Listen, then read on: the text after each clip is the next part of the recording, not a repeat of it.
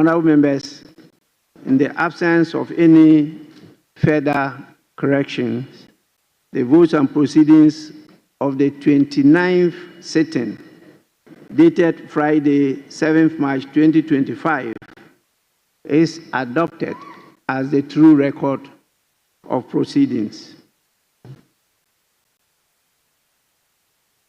I have a copy of the official report of Tuesday, 25th February 2025.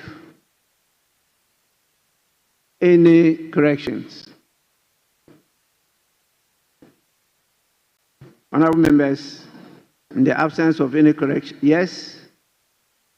Mr. Speaker, some minor corrections on column 79, second paragraph, line 8. Line 8, the former president, John Agyekum Kufuor, names are very significant. The second Kufuor was spelled wrongly. It should be Kufuor, not Our. Kufuor. It's a Kufuor. Then the last paragraph, the last sentence, beginning to turn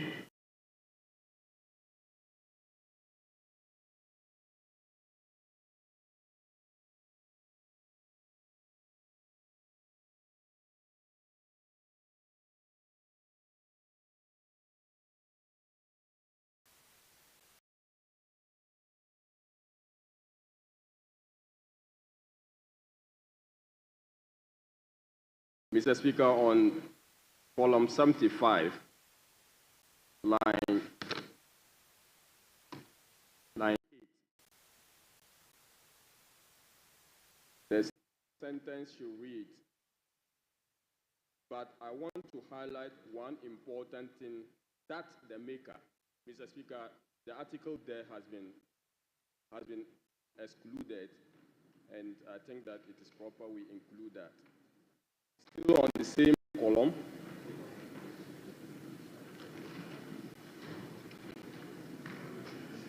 line 17.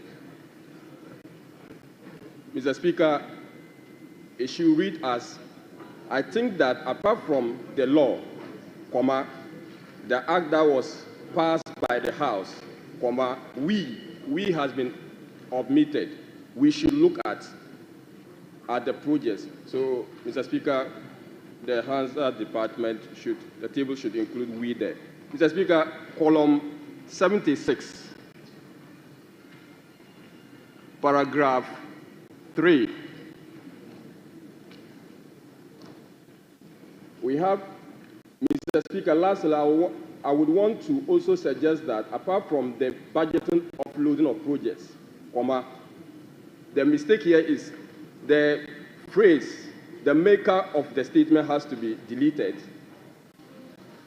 The maker of the statement has to be deleted and replaced with we, so that it will then read as, Mr. Speaker, lastly, I would want to also suggest that apart from the budgetary offloading of projects, we could include in every brochure, ... So that, I think, should be the rendition. Lastly, Mr. Speaker,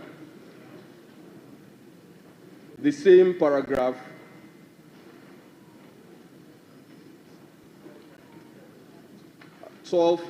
line 12. I would be able to tell that when I call this investor, the B is excluded, and it has to be included in the sentence, be able to, and we'll replace participate with partner. We'll replace participate with partner in the same sentence. Thank you, Mr. Speaker.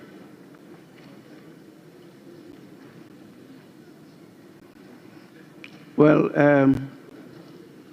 table office, you have to listen to the voice and do the proper thing.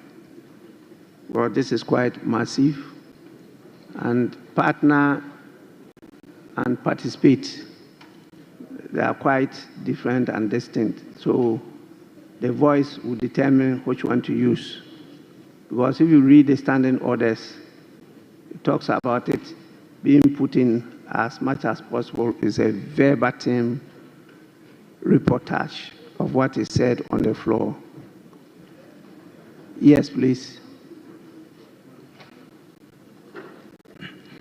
I'm most grateful, Right Honourable Speaker. Right Honourable Speaker, at column 144 of the official report, my contribution to the tribute to the Osajefo, Dr. Kwame Nkrumah, the second paragraph at column 144, the word is faith columnists, not feed. So it should be F-I-F-T-H. What we have here is F-E-E-D. So, Mr. Speaker, if that can be corrected. And then the first paragraph at column 144, Fidel Castro should not belong to that category. It should be put in a different category. So if the corrections could be effected accordingly. Thank you, Mr. Speaker.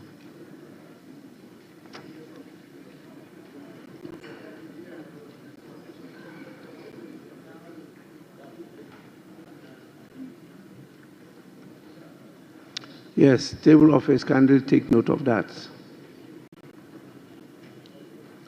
Yes. Honorable members, there be no further corrections.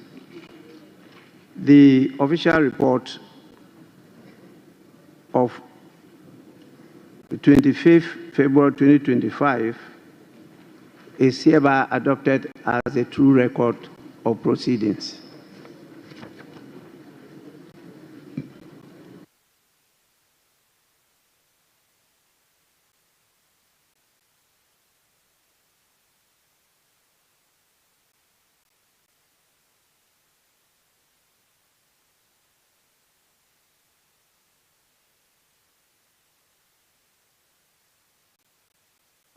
Honorable members,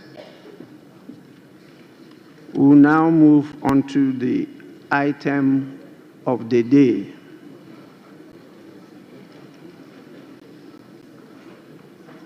I mean the main item of the day, that is item 7, statements. The first statement. Yes.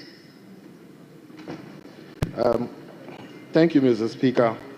Mr. Speaker, on our today's order paper, item 7, as you rightly call, the budget statement and economic policy of the government for the year ending 31st December 2025. Mr. Speaker, I want to invite you to our standing orders, order 195. 2. Mr. Speaker, with your permission, I need guidance and I'll read it.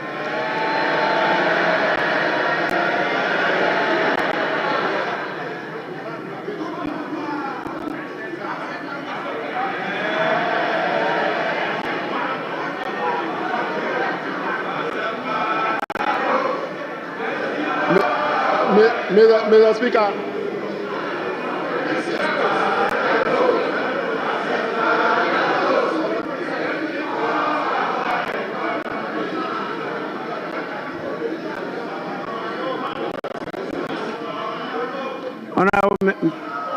Please, let's listen to the Deputy Minority Whip. Thank you, Mr. Speaker. I think the Minister was, Mr. Speaker, order 1952. With your permission, Mr. Speaker, I need guidance and I read. The budget statement and economic policy of the government shall be presented to the House by the Minister responsible for finance on behalf of or on the authority of the President, and in a form the House may determine. Mr. Speaker, I'm emphasizing on the last part, in a form the House may determine. Mr. Speaker, as we speak, this new standing orders on this 9th Parliament, we haven't determined any form the budget statement will be presented as at now. Mr. Speaker, I have gone to read Order 6, and I have checked on our schedule from Schedule 1 to Schedule 10, and that of Order 6, and I have not been able to understand. And as we stand, Mr. Speaker, as at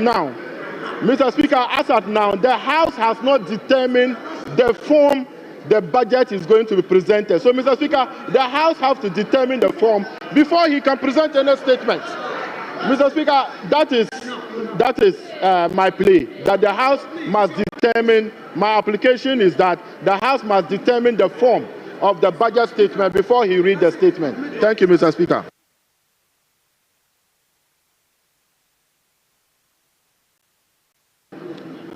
Majority Leader.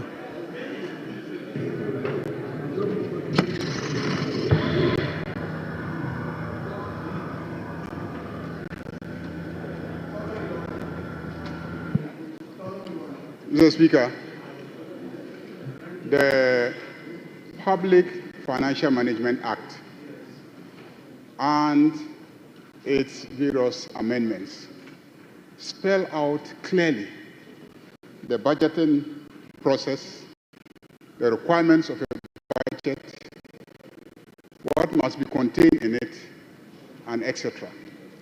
And that was a legislation enacted by this same Parliament. And this Parliament acts according to the prescriptions of that legislation. So if there are provisions in the standing orders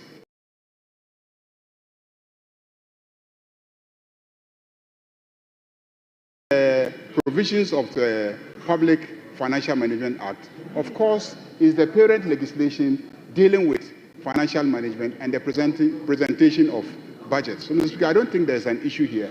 Let's proceed and take the budget statement from the Minister of Finance.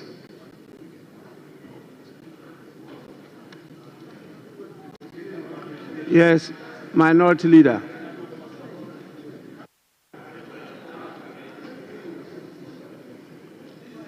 Mr. Speaker, I have listened to the application by the Member of Parliament for Tolon.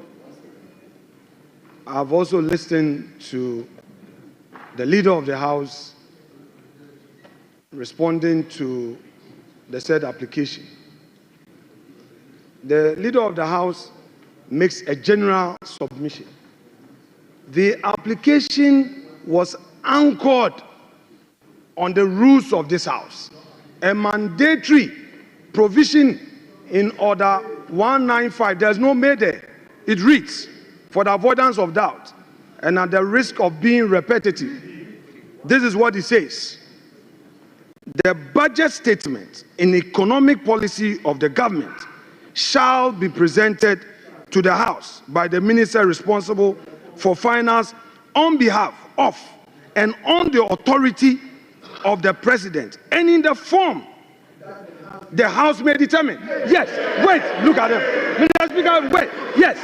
So, yes, wait. Mr. Speaker, they should take it easy. They should take it easy. They should take it easy. This is law. Take it easy. Take it easy. Take it easy. So, Mr. Speaker, what is the reverse logic? Please, for the benefit of our young ones, for the benefits of the young ones, Mr. Speaker,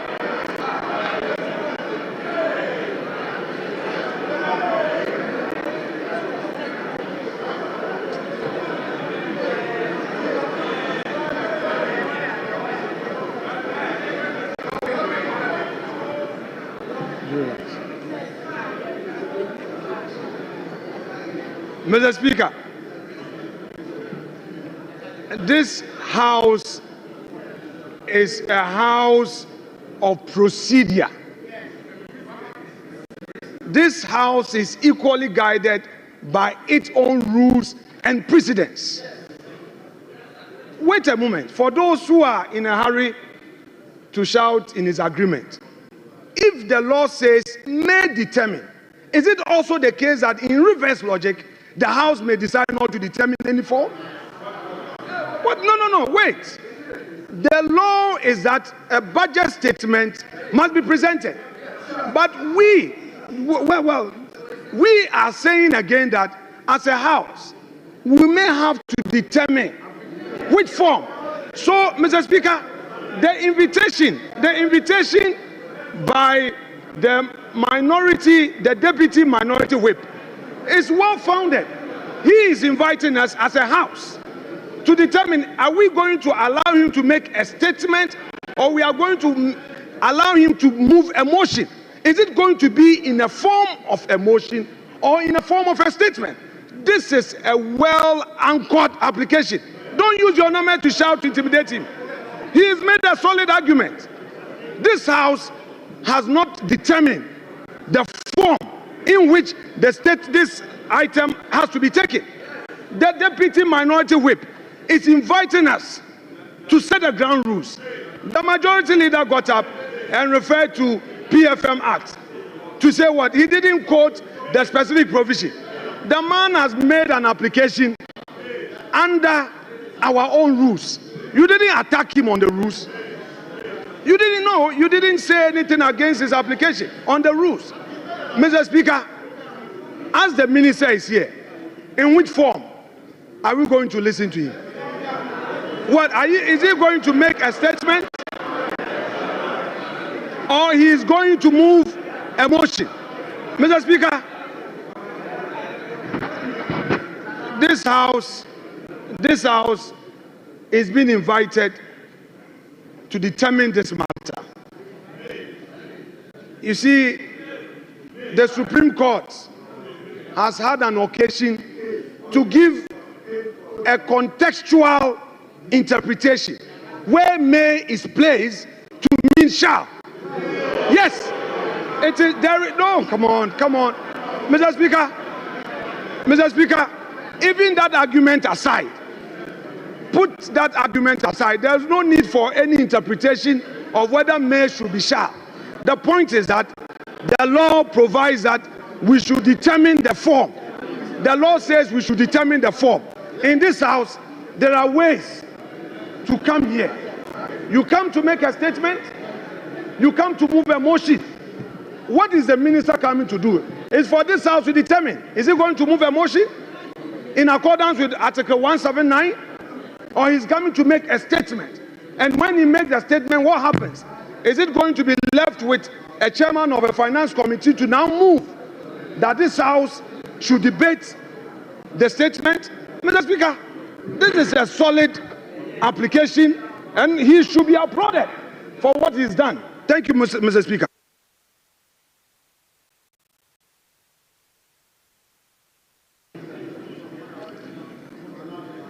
I will want to rule on this matter. I've heard enough. I think in terms of procedure, the right thing has been done. The order you quoted clearly states the statement of the estimates of revenue and expenditure of the government. It says what? The statement. And so what they are bringing to us is a statement. And when statements are admitted, they are presented as statements. Now, when you go to 1952,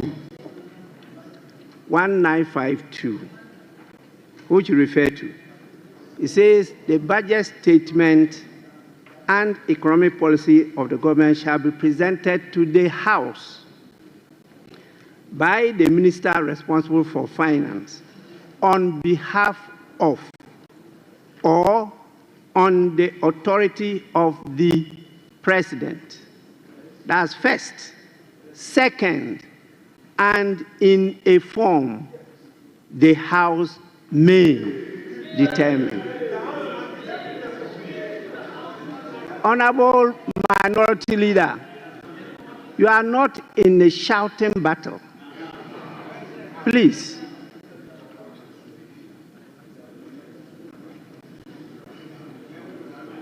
This is the House. The only way the House can determine however you define form is when the statement is presented to you.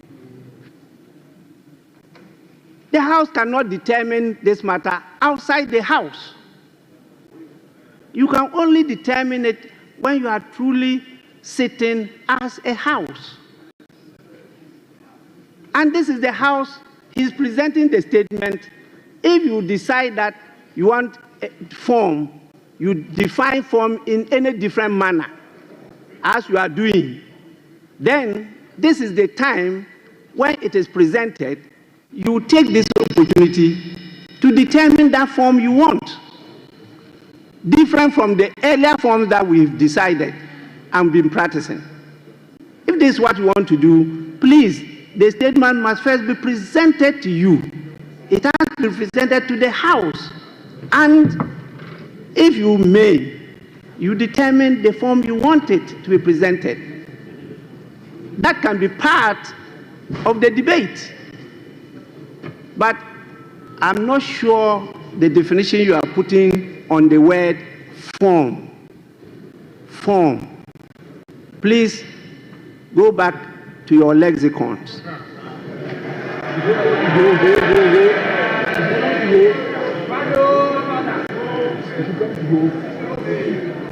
To determine the meaning of form. I think the writing is being done. The statement was admitted. It's been properly captured on the order paper as programmed by the business committee, and the minister is here to present the statement to the House. So the minister may do so. So honorable members,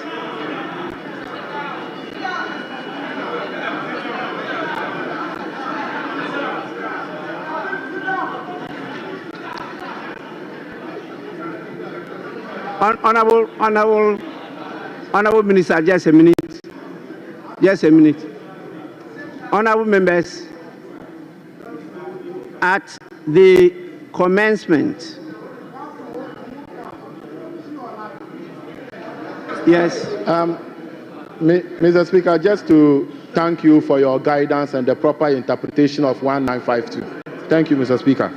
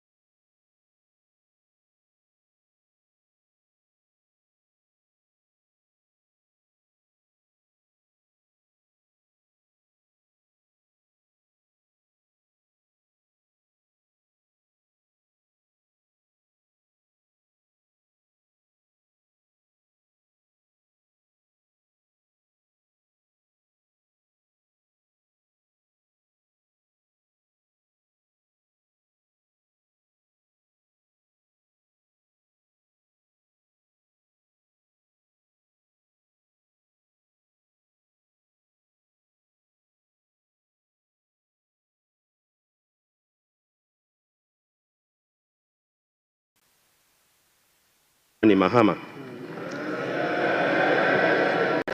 And pursuant to Article 179 of the Constitution and the other paper, and the standing orders of the House, Order 1952, and today's order paper, Item 7.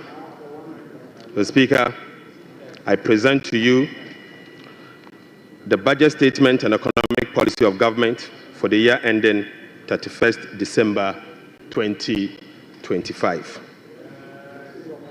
Right Honorable Speaker, today marks a moment of great significance, and I have the singular honor to stand before this House to present, on behalf of His Excellency, President John Dramani Mahama, following his extraordinary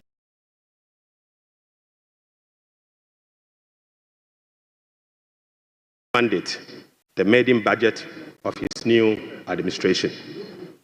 Mr. Speaker, I'm deeply grateful to His Excellency the President for entrusting me with this responsibility. Respectfully, Mr. Speaker, I also submit to this House the following statutory report as required by law. The 2024 annual report on the petroleum funds, in line with Section 48 of the Petroleum Revenue Management Act 2011, Act 815, as amended, Mr. Speaker. Mr. Speaker, I also submit the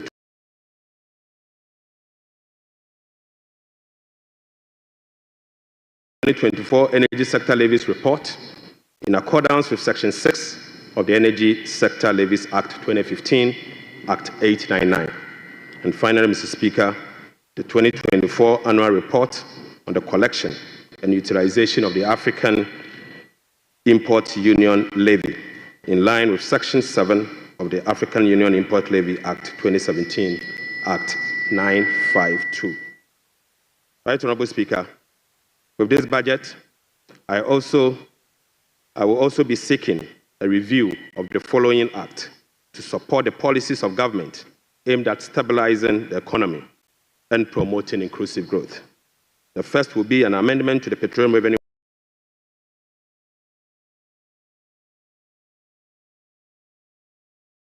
Management Act 2011, Act 815. The second will be the Ghana Infrastructure Investment Fund 20, Act 870, and the second will be an amendment to the Mineral Income Investment Fund Act 2018, Act 978. The Speaker, I will also be seeking amendment to the Energy Sector Levies Act 2015, Act 899. I will be seeking amendment to the Ghana Cocoa Board Act, Act 1984, the PNDC Law 81, as amended.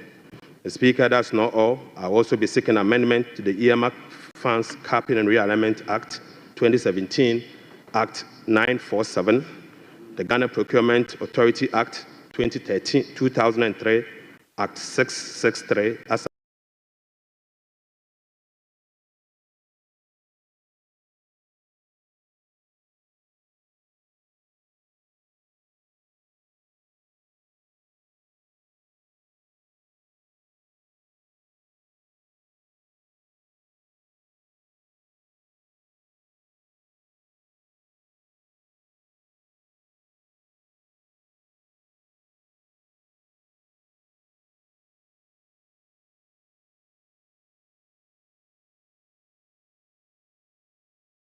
amended in Act 914.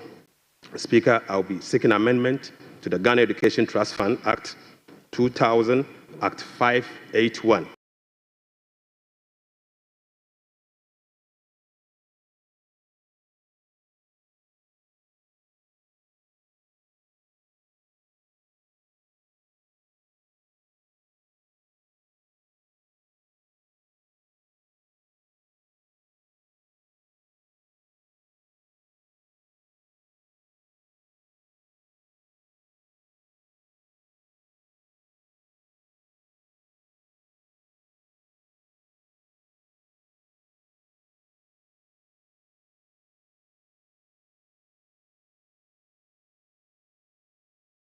And finally, Mr. Speaker, I'll also be seeking amendment to the Fiscal Responsibility Act 2018, Act 982, and incorporating into a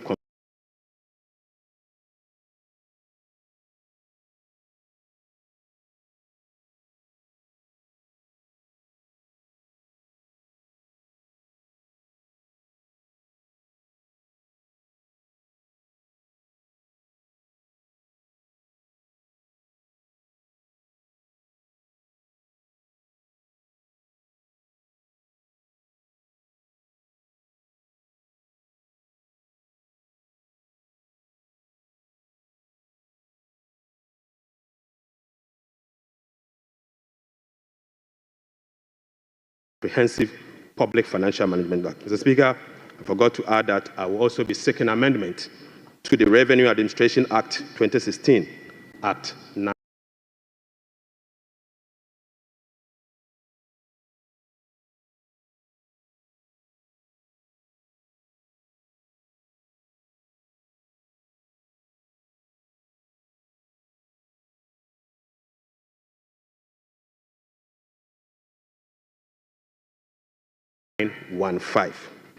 So, Speaker, we remain committed to the pursuit of our 24-hour economic policy at stimulating economic growth and job creation. Right Honourable Speaker,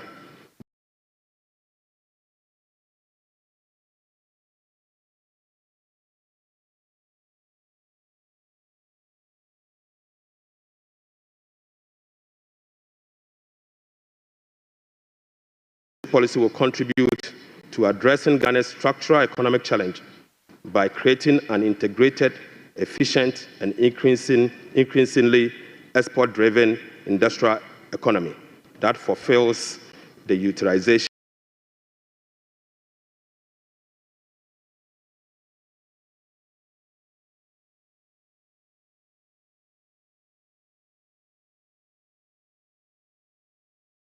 of our national resources, capital, and labor power. Right Honourable Speaker, will be presenting the 24-hour economic policy to Parliament in due course. In this respect, Mr. Speaker, the Labour Act, the Ghana Investment Promotion Act, and other enabling legislations will be reviewed accordingly. Mr. Speaker, as part of the effort to stabilize our city through foreign exchange and gold reserve accumulation, I will also submit a bill to provide a legal framework for the establishment of the Ghana Gold Board for the consideration of this House.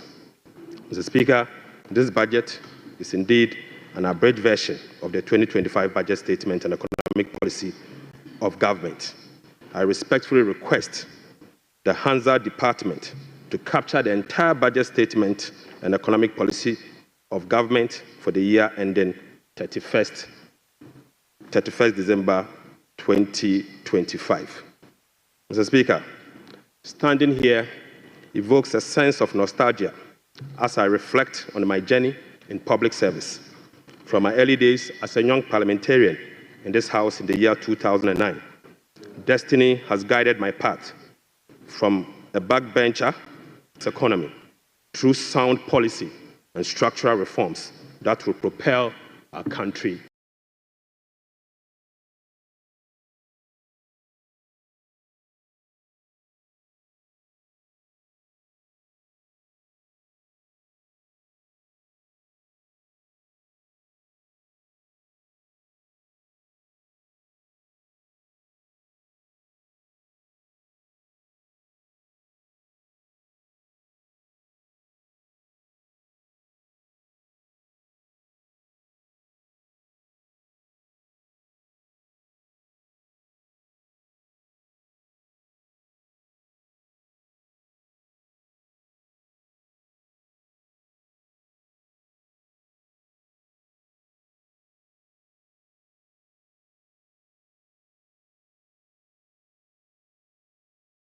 forward. Mr. Speaker, there comes a time in a nation's history when fundamental challenges must be confronted. Difficult choices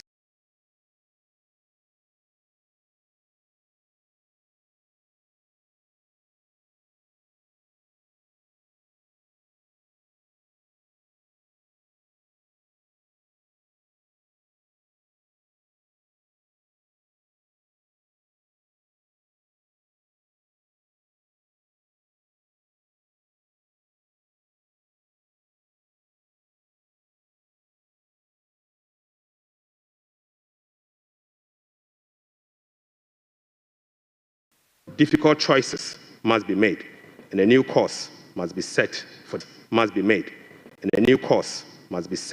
the future. For Ghana,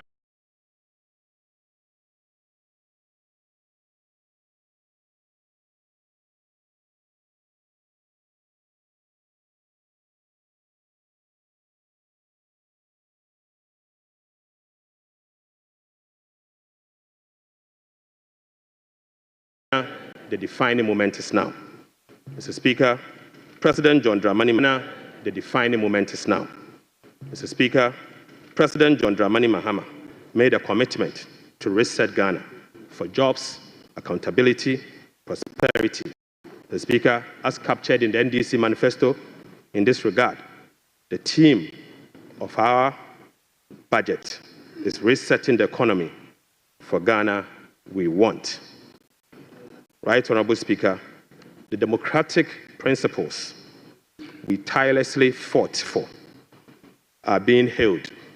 Our democracy has been consolidated with yet another peaceful transition of power. That notwithstanding, our youth face an uncertain future with growing unemployment and hopelessness. This suggests that the dividend of democracy, such as economic prosperity and social justice, remains elusive. Mr. Speaker, the choice before us as a country are clear.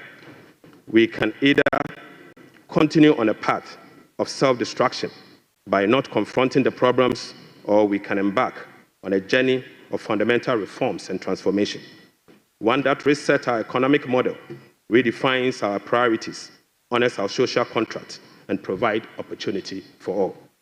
Mr. Speaker, luckily, President Mahama has chosen the path of reform and transformation.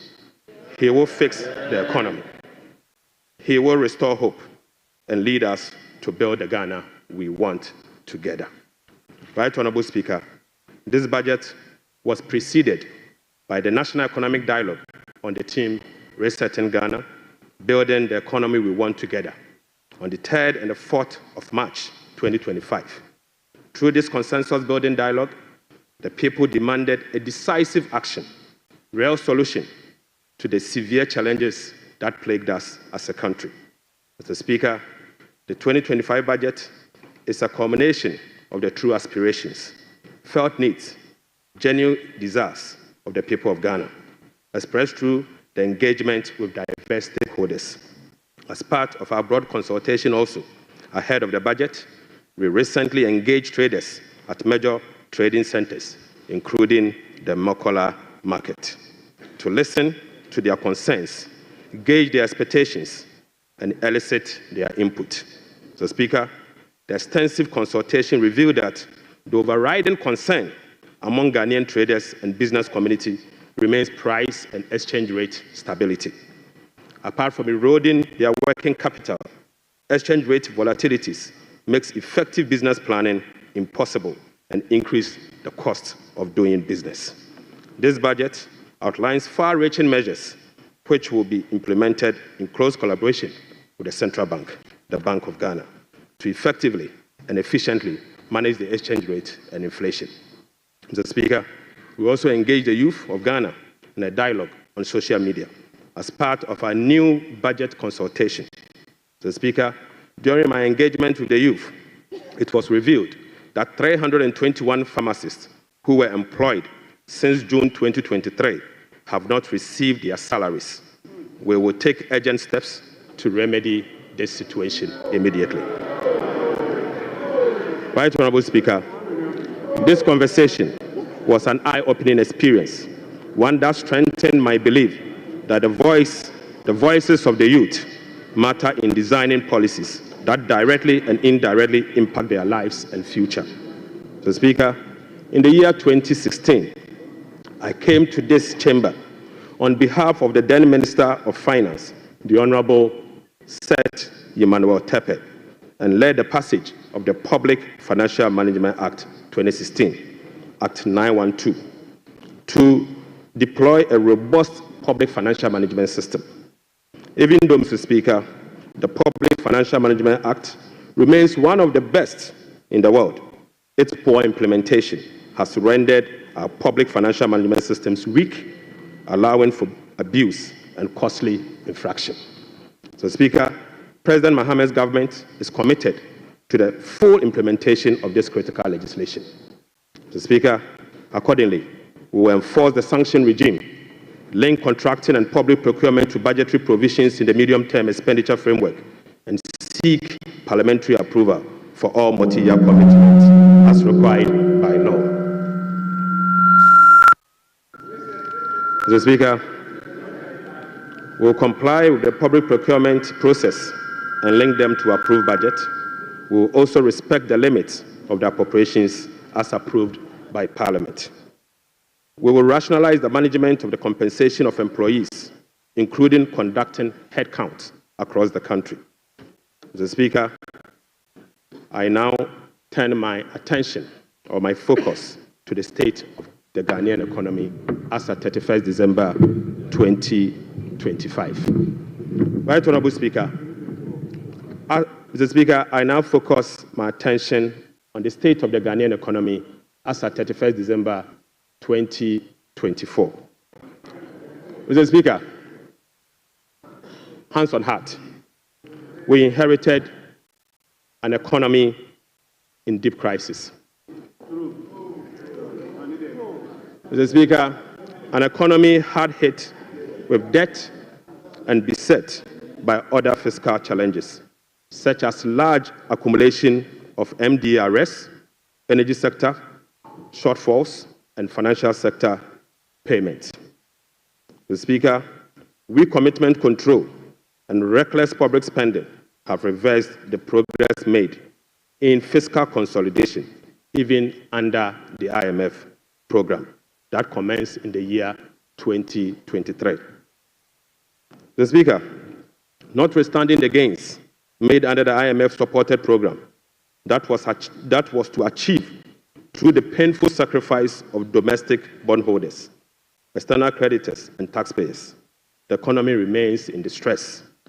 Right Honorable Speaker, key performance indicators to be assessed by the IMF staff in the upcoming fourth review of the program, scheduled for April 2025, such as the primary balance on commitment basis, inflation, social protection, and others, as at end 2024, are likely missed.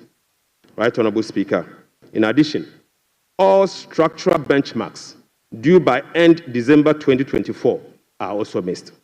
So, Speaker, inflation worsened in the year 2024 from 23.2% in the year 2023 to 23.8% in 2024.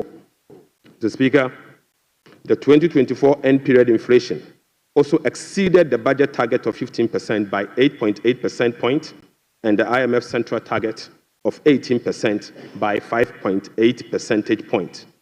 Unfortunately, this has triggered a discussion with IMF under the monetary policy consultation clause. Right Honorable Speaker, the primary balance on commitment basis worsened from a deficit of 0.2% of GDP in the year 2023 to a deficit of 3.9% in the year 2024.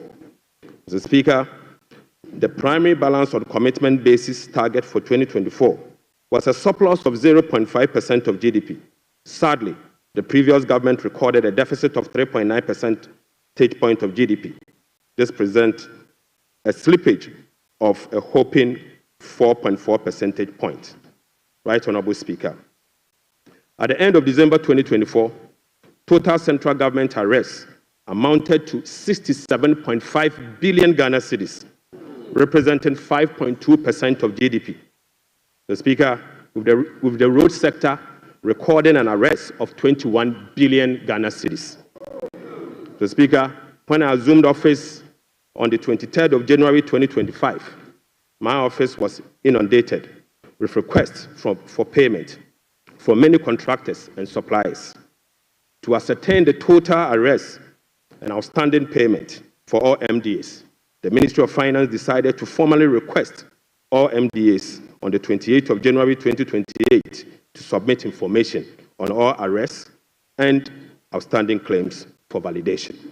Subsequently, Mr. Speaker, the Ministry of Finance held a special hearing with the MDAs to validate the arrests that were submitted for payment.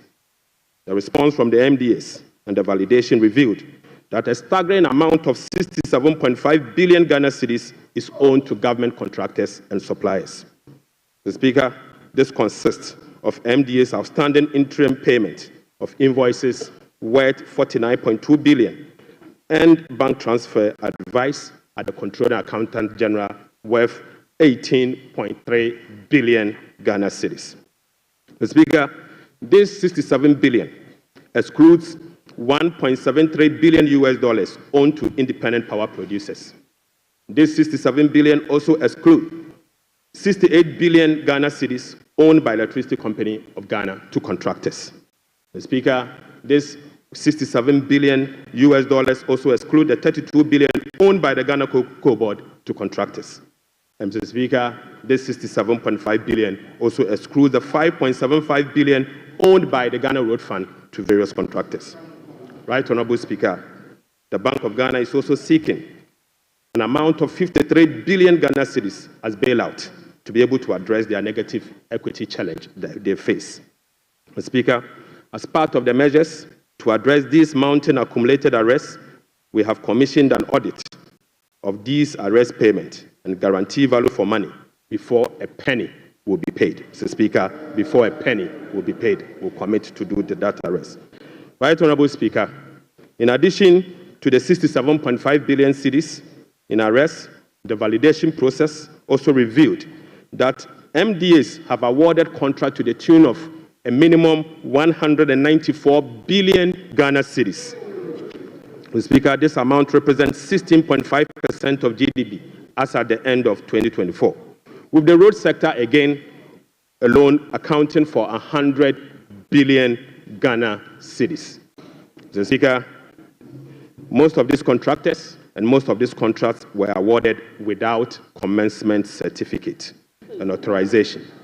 Mr. Speaker, this is in blatant violation of the Public Financial Management Act, Act 921. Right, Honorable Speaker, let me now update you on our debt service obligations. Mr. Speaker, apart from the huge arrests and commitment, our fiscal situation is further complicated by huge bullet debt service and constrained fiscal financing options. Currently, Mr. Speaker, the government option to finance the budget is limited to only Treasury bill market following the debt restructuring program. Moreover, the forthcoming debt service of both domestic and Eurobond debt obligation will have profound implications for fiscal sustainability and balance of payment. Right, Honorable Speaker, domestic debt service alone, programmed for the next 4 years, is 150.3 billion Ghana cedis. So, Speaker, simply put, the interest and principal payment that will be due for payment beginning now for the next 4 years is 150.3 billion Ghana cedis. This represents 11.6% of GDP in domestic debt service obligation alone. The Speaker, of this 150 billion US Ghana cedis, 73.3% of this 150 billion Ghana cedis is due for payment in the year 2027 and 2028. Right, Honorable Speaker, 2027 alone, the domestic debt service that will be falling due will be 57.6 billion, and 2028 will be made to call upon to pay 52.5 billion Ghana cedis. So, Speaker, the debt service obligation of 2027 and 2028 are major harms. These harms are cancerous and pose significant risks to the economy of Ghana. But, Mr. Speaker, touch wood, we shall fix it. We shall fix it. Mr. Speaker, our debt service obligation of this financial year is equally burdensome with significant harms. February, we were called upon to pay 9.9 billion. July, we'll be paying 6.2 billion. And August, we'll be paying 10.1 billion, all this year. Right, Honorable Speaker, the fiscal challenges are further compounded by the significant short-term Treasury bill that we also inherited.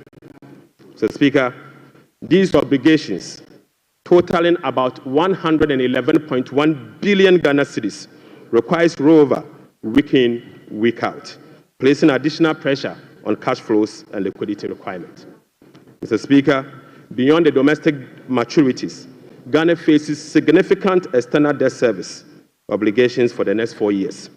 The next 4 years will be made to call upon to pay $8.7 billion US dollars, representing 10.9% of GDP, with heavy concentration again in the year 2027 and 2028. Again, Mr. Speaker, 55% of this external debt service will be due in the year 2027 and 2028. Right, Honorable Speaker, in the year 2027, we'll be made to pay $2.5 billion US dollars, and 2028, we'll have to again pay $2.4 billion US dollars.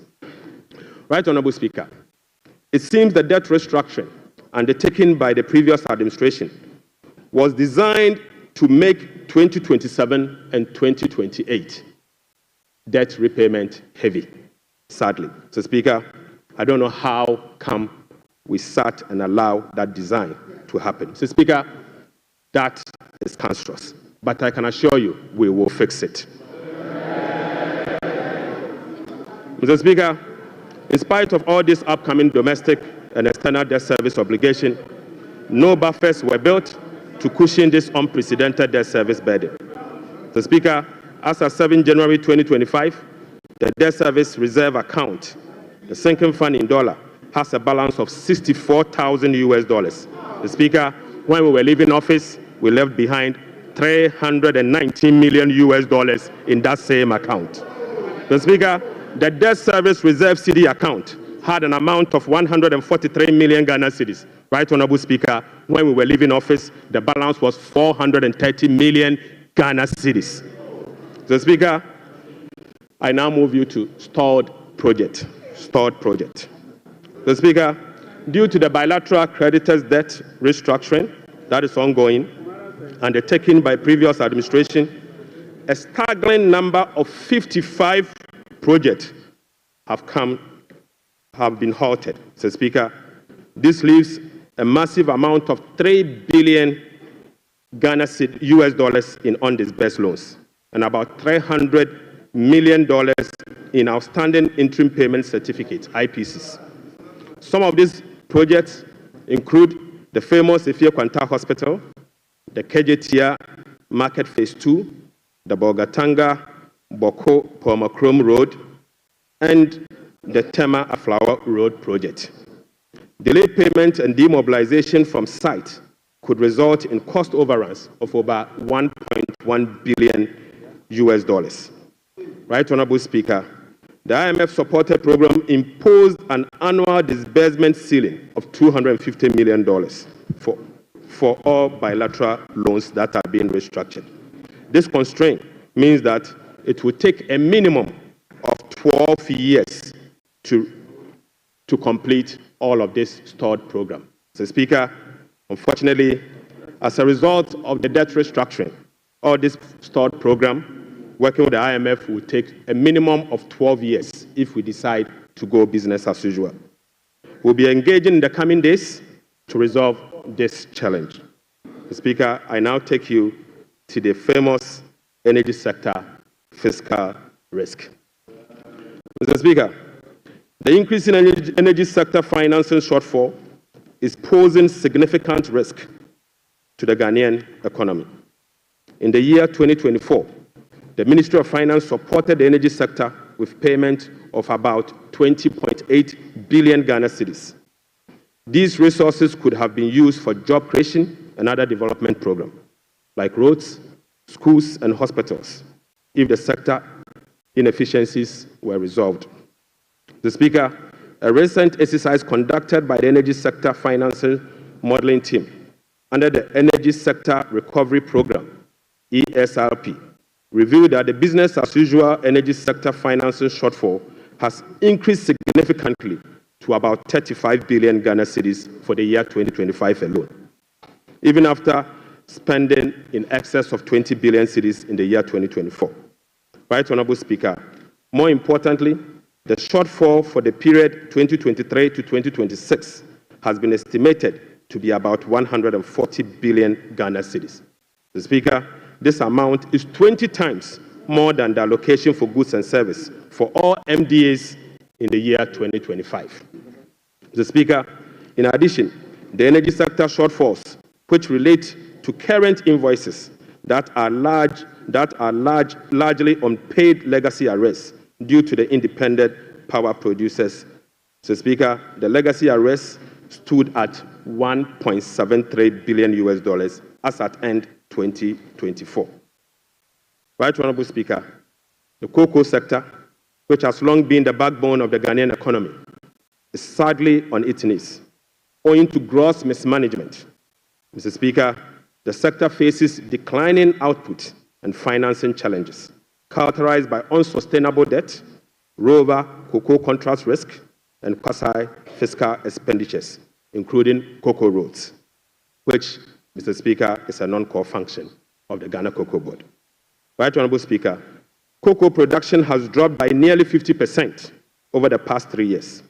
In the year 2023-2024 crop season, Cocoa Board was unable to supply 330,000 tons of cocoa to meet its contractual obligation. This sharply decline has affected the finances of Ghana Cocoa Board. This undersupply has been rolled over for subsequent years for the new administration to pay. So, Speaker, these 2023 to 2024 forward sales contracts, locked in at lower prices than the current market rates, have resulted in revenue losses of about $840 million for both Ghana Cocoa Board and the impoverished cocoa farmer. Right Honorable Speaker, the rollout cocoa contract has resulted in a loss of $495 million for the year 2025 alone. So, Speaker, these are the risks in relation to the market price differentials and, as a result, costs causing the smuggling that we see with Ghana Cocoa Board. So, Speaker, Cocoa Board outstanding debt amount to 32 billion Ghana cedis, of which 11.92 billion is due to be paid in the year 2025.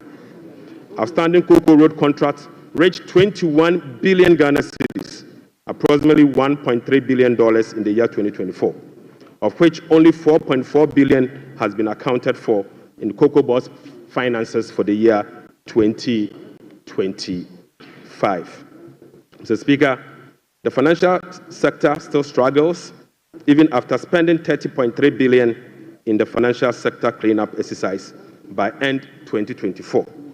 This includes 26.9 billion Ghana cedis after spending this amount in the banking sector. Mr. Speaker, as we speak, the financial sector is still struggling, and the financial sector will require 10.45 billion Ghana cedis to address the financial sector legacy issues and emerging risk. In addition, Mr. Speaker, an amount of 2.2 billion Ghana cedis is required to fully capitalize the National Investment Bank and the Agricultural Development Bank of Ghana. Mr. Speaker, I will also update the House on the fiscal performance for the year 2024. Mr. Speaker, the fiscal performance in the year 2024 was characterized by improved revenue collection, but with significant expenditure overruns.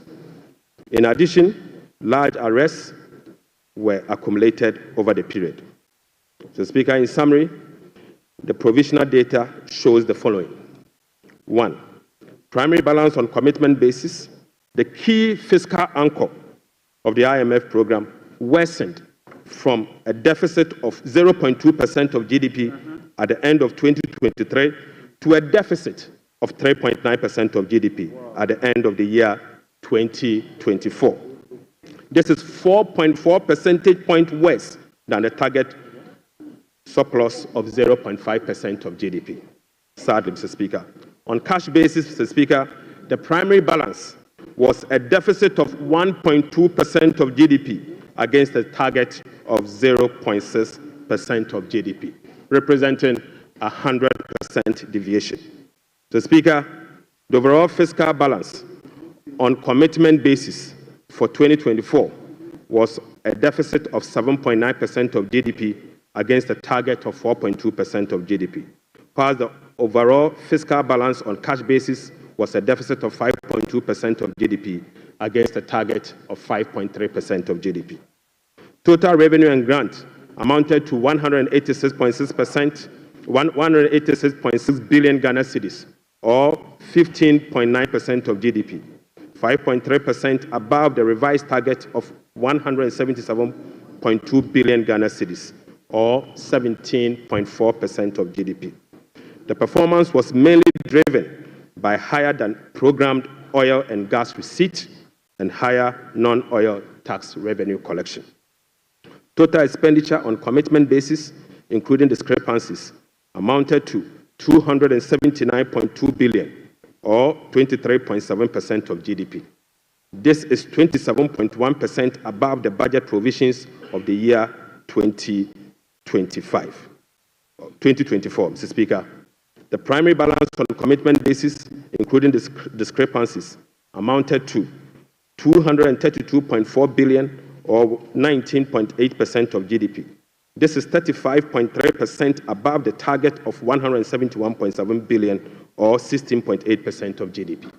Unfortunately, Mr. Speaker, all expenditure lines exceeded their respective targets for the period, except for interest payments, goods and service, and other expenditures. Right Honorable Speaker, the discrepancies for the year 2024 being unclassified expenditure was 3.8 billion Ghana cedis as compared to 12.9 billion Ghana cedis in the year 2023. Mr. Speaker, at the end of December 2024, provisional data indicate that gross central government and guaranteed debt was 726.7 billion, from 610 billion in 2023. This represents 61.8% of GDP in 2024, compared to 68.7% in the year 2023.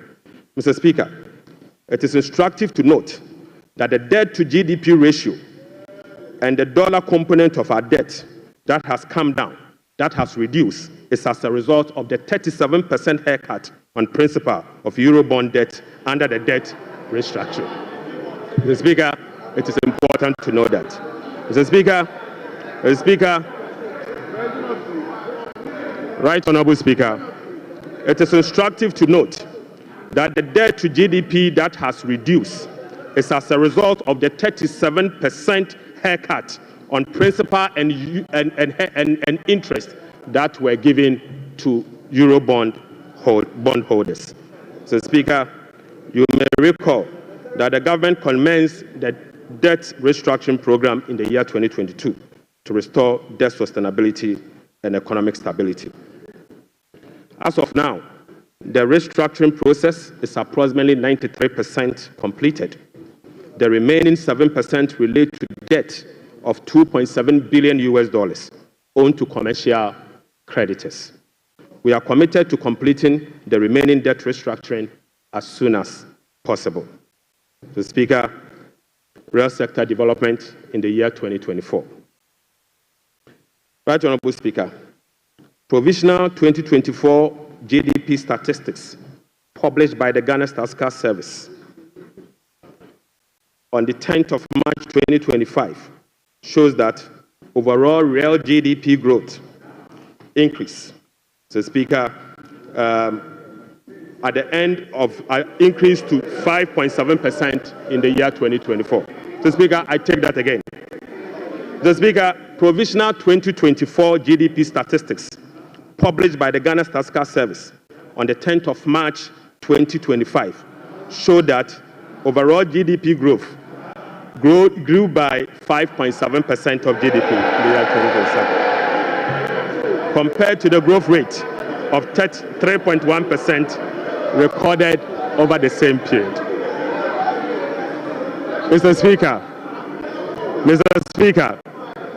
the key driver of this growth was largely coming from gold mine, Mr. Speaker, including Galamsey. Including Galamsey. Mr. Speaker, Galamsey growth cannot be sustainable. Mr. Speaker, non-oil GDP growth. Mr. Speaker, the non-oil GDP grew by 0.6% in the year 2024, compared with the growth rate of 3.6% recorded in 2023. Mr. Speaker, the gross international reserves increased to a stock position of $8.98 billion at the end of 2024 and was enough to cover 4 months of imports, exceeding the target of a floor of 3 months of import cover. At the end of 2024, the currency had depreciated by 19.2% against the US dollars, 17.8% against the British pound, Mr. Speaker, and it had depreciated by 13.7% against the euro. Mr. Speaker, Right Honorable Speaker, it is what it is. The state of our economy is troubling, but we will fix it. Mr. Speaker, touch wood, we will fix it. But Mr. Speaker, it will require some sacrifices, truthfulness, transparency, and discipline. We will take strong measures to confront the situation head on. Mr. Speaker, the sacrifice must come from all stakeholders, beginning with the government. Mr. Speaker, His Excellency the President appreciates this and has led the charge by significantly downsizing his government from the Elephant 88 to the Umbrella 60. Mr. Speaker, he has also reduced the number of his government ministries from the Elephant 30 to the Umbrella 23. Mr. Speaker, as part of the contribution to the resetting agenda, organized labor has followed suit by working with government and employers association to agree on a modest 10% increase in base pay and minimum wage for the year 2025. Right Honorable Speaker, on behalf of His Excellency the President, I would like to express my profound gratitude to organized labor and employers. Mr. Speaker, ordinary Ghanaians have also sacrificed by enduring the negative impact of severe currency depreciation since 2022. Hyperinflation, high food inflation, principal and interest haircuts, soaring interest rates, among others. Mr. Speaker, it is now time for the people's representative, the members of Parliament, and the judiciary to also follow suit. I would like to call on all other stakeholders, including the business community, faith-based organizations, academia, and civil society to support this national call. So, Speaker, our immediate task is to reset our nation, to restore good governance, reduce the excruciating suffering of our people, and set our country on a trajectory of economic transformation. So, Speaker, our vision is to build a prosperous and a democratic state, anchored on the principles of freedom and justice, providing equal opportunities for all. So, Speaker, through this vision, we will work together to build the Ghana we want. Right Honorable Speaker, the resetting agenda will be anchored on the following. 1, restoring hope in our democracy, renewing trust in public officials, and helping every Ghanaian attain their full potential. Offering a trusted hand to the vulnerable, particularly women and youth, and creating a new Ghana for coming generations. And finally, stimulating demand by patronizing made-in-Ghana goods under the 24-hour economy. Mr. Speaker, today I came to this chamber with made-in-Ghana bag, signifying, Mr. Speaker, with made-in-Ghana bag, Mr. Speaker, I would like to first present, Mr. Speaker, they don't know that in Ghana we sew suit. Right Honorable Speaker, I would like to I would like to first present the government's immediate and strong measures to address the current challenges we are confronted with, followed by the medium-term vision, policy objectives, and targets. Right Honorable Speaker, consistent with Section 14 of the Public Financial Management Act 2016, Act 911, the fiscal policy objectives of this government is to support the economic transformation agenda to ensure the macroeconomic stability of the country within the macroeconomic and fiscal framework. More specifically, the fiscal policy objective of the government include the following: rationalizing government expenditure and eliminating wasteful expenditures, optimizing domestic revenue mobilization through broadening of tax base, increased non-tax revenue collection, adopting enhanced tax compliance measures, and modernizing the tax administration through digital technology. Mr. Speaker, we will also increase the share of domestic expenditure to spur economic growth and job creation. We'll be reducing public debt to sustainable levels and adopting prudent debt management practice to support debt sustainability. Reducing the fiscal deficit progressively in accordance with the amended Fiscal Responsibility Act to promote fiscal and debt sustainability. And Mr. Speaker, restoring confidence in the Ghana economy. Right Honorable Speaker, our approach will be to foster economic growth, accelerate job creation, reduce inflation, and stabilize the cedi. To achieve this, it is crucial that we establish the macroeconomic stability and ensure debt sustainability. So, Speaker, we are confident that by prioritizing these fundamental elements, we can cultivate an environment where individuals can prosper and businesses can thrive in Ghana. So, Speaker, Ghanaians, through the recent National Economic Dialogue, have expressed a clear desire for fiscal deficit and public debt to be reduced through cuts in government spending rather than through only tax measures. We wholeheartedly agree. So, Speaker, going forward, we will tailor our expenditure to align with our fiscal realities. After all, whoever pays off their debt gets rich. So, Speaker, we are poised to implement a three-pronged approach to achieve our objective, beginning with this budget immediately. First will be to recalibrate the fiscal adjustment, and we believe that by prioritizing spending-led fiscal adjustment can initiate a positive cycle. Fiscal adjustment can initiate a positive cycle in a way that first, it will help lower inflation and curb depreciation of the cedi. Secondly, it will lessen government reliance on borrowing, which in turn will reduce the crowding out of private sector and lower interest rates. Lastly, this approach will ease the strain on monetary policy, allowing the central bank some greater flexibility to reduce monetary policy rates, ultimately resulting in lower bank and lending rates. So, Speaker, the second approach will be to deliver a shock therapy. Mr. Speaker, we are implementing a form of shock therapy to the economy by making significant spending cuts this year, thereby reducing the government financing needs and front-loading fiscal adjustment.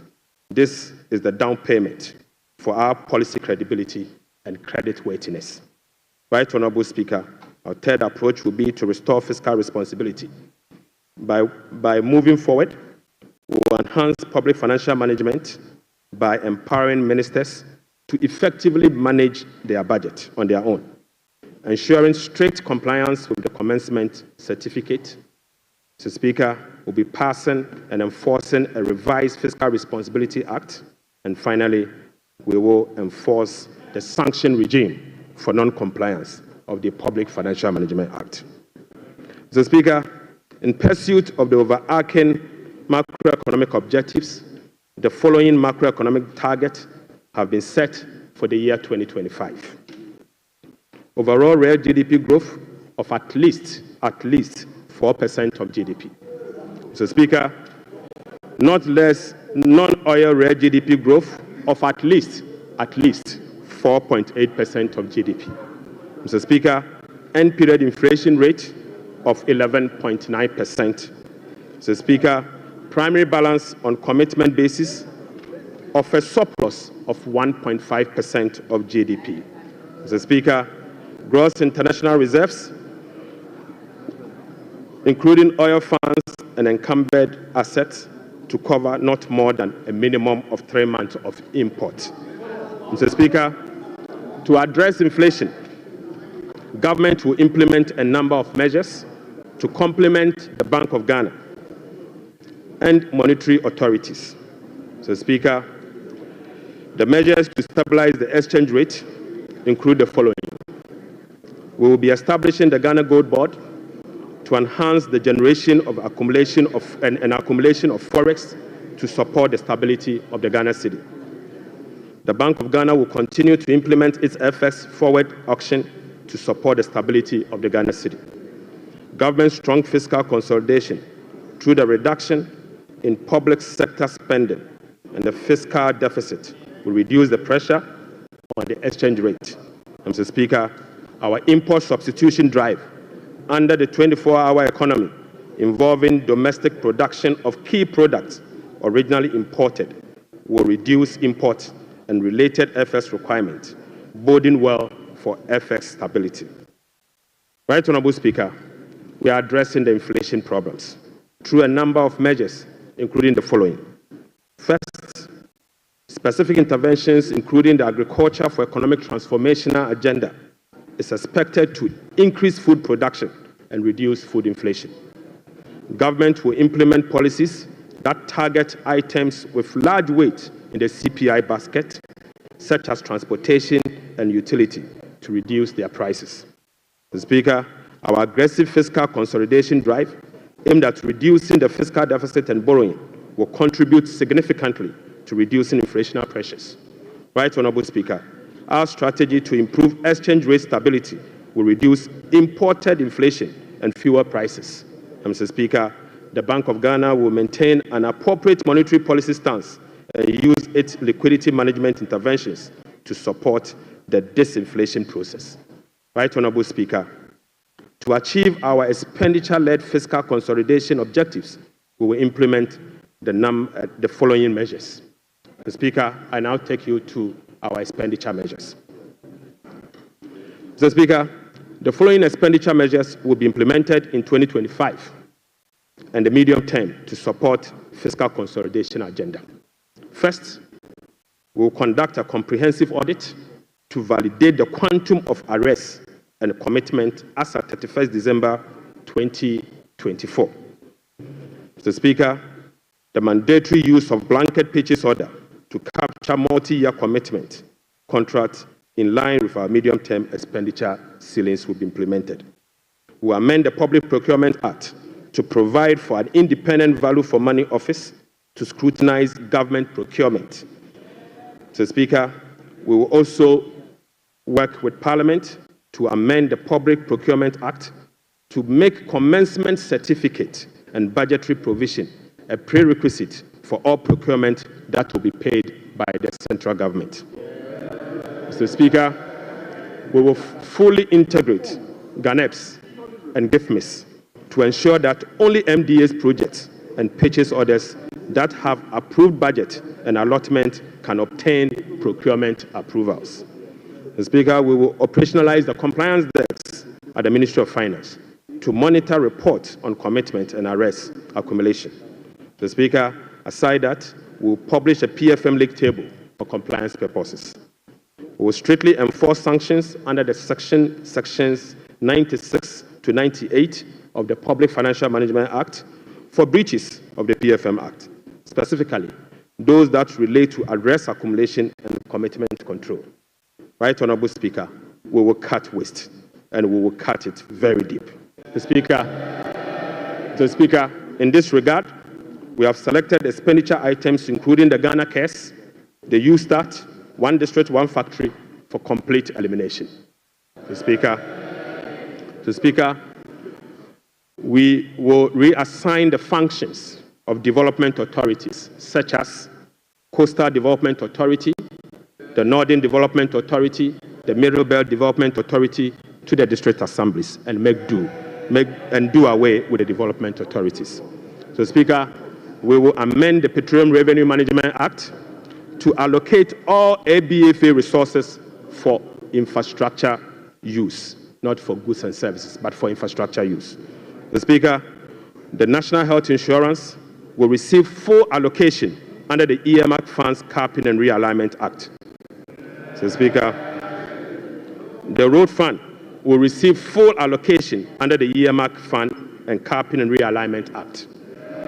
So, Speaker, JNPC share of net carried and participating interest from 30, we will reduce the JNPC share of net carried and participating interest from 30% to 15%, and fully restore transfers to DMPC under the earmark fund and capping alignment act. Right, Honorable Speaker, will be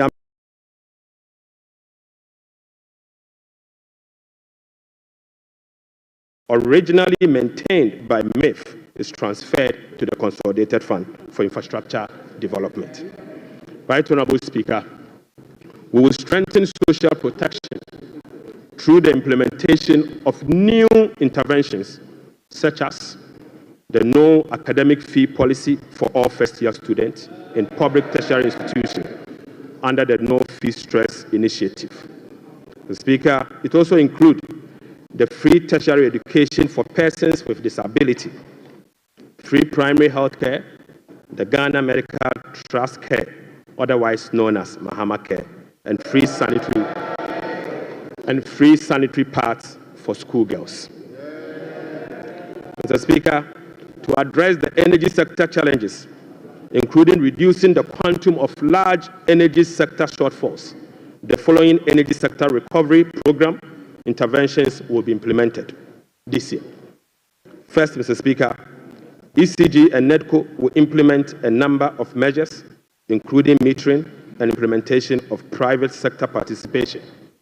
Mr. Speaker, we will also implement the liquid fuel to gas swap through an increase in end gas supply from 60 MMSC per day to 100 MMSC to take advantage of cheaper gas prices and others. Mr. Speaker, we will complete the IPP capacity renegotiation to generate some savings through negotiated lower fixed capacity charges and variable O&M charges. Mr. Speaker, as agreed with the IMF by the previous administration, we will implement the following ESRP measures to achieve the structural benchmark of the IMF program. Mr. Speaker, PURC will continue to implement the quarterly tariff adjustment to reflect changes in inflation, exchange rate, and generation mix. Mr. Speaker, PURC will also undertake a major tariff adjustment which will be due in fourth quarter of 2025 to reflect capacity charges, additional liquid fuel usage, and additional capex. The weighted average cost of gas will be increased from the current $7.80 per MMBTU to $8.45 to reflect the increased prices of natural gas as well as the changes in the supply mix. Mr. Speaker, the subsidy on weighted average cost of gas granted to some ceramic companies through the discounted industrial development tariff will be reversed. Mr. Speaker, I now take you to the revenue measures. Mr. Speaker, in proposing some revenue measures to achieve the 2025 fiscal target for your consideration, I'll first take you to the IMF requirement. Mr. Speaker, this measure is inconsistent with our commitment under the IMF-supported program to observe a non-oil tax revenue effort of 0.6% point of GDP annually as part of the measures to improve domestic revenue mobilization and achieve our debt sustainability target over the medium term. Right Honorable Speaker, despite our commitment to increase the non-oil tax revenue by 0.6%, we have programmed the following nuisance taxes for removal in line with our manifesto promise. Mr. Speaker, we will abolish the 10% withholding tax on winning from lottery, otherwise known as the betting tax. Mr. Speaker, we will abolish the electronic transfer levy, e-levy of 1%.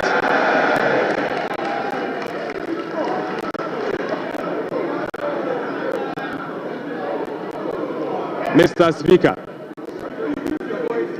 Speaker, we will abolish the 10% withholding tax on betting. We will abolish the electronic transfer levy, e-levy of 1%. We will abolish the emission levy, otherwise as a WUSIE tax. We will abolish the VAT on motor vehicle insurance policy. Mr. Speaker, we will abolish the 1.5% withholding tax on unprocessed gold by small-scale miners.